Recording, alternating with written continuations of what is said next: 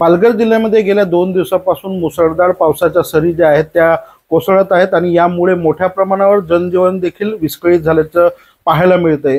आपण आहोत आता तलासरी तालुक्यातील वडवली येथील ओझरपाडा या ठिकाणी, ज्या ठिकाणी वारोडी नदीकाठी जी गावं आहेत त्या गावामधील काही घरांमध्ये पाणी गेल्याचं सांगण्यात येते। आपण पाहू शकतो की या एका घरामध्ये जवळजवळ कमरेपर्यंत पाणी या घरामध्ये शिरल्यामुळे मोठ्या प्रमाणावर नुकसान झालंय।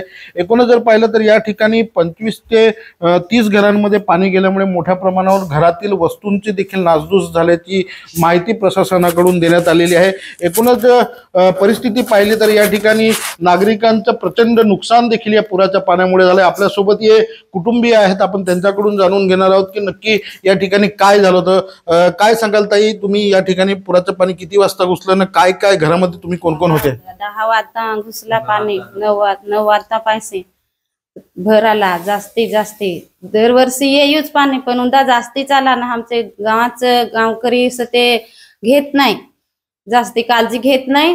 आम्हाला काहीतरी पण घराची भरपाई पाहिजे। तर प्रशासनाकडून कोणी तुमच्याकडे आतापर्यंत आलंय का पंचनामा वगैरे करण्यासाठी? कोणी नाही येत ना, आमच्या घराला कोणी नांगा पण नाहीये, आजूबाजूचा पण नाही कोणी आम्हाला काही सांग मदत पण नाही करत।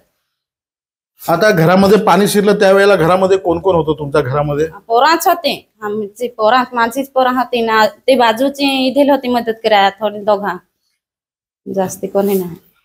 तर तू या ठिकाणी पुराचं पाणी हे झाल्यानंतर तू या ठिकाणी मदतीसाठी धावून आला होता, काय सांगशील किती पाणी या घरामध्ये शिरलं होतं?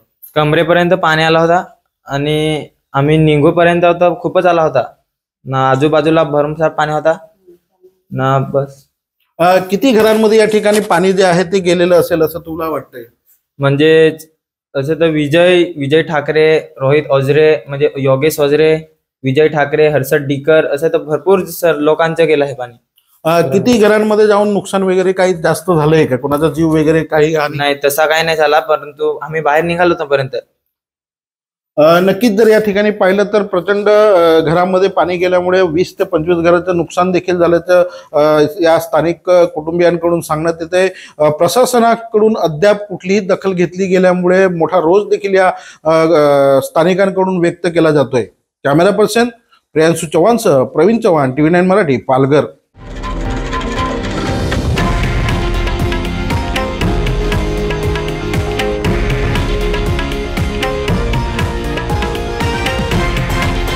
हे आहे देशातील नंबर 1 न्यूज नेटवर्क आणि आपण पाहत आहात TV9 मराठी, एकमेव।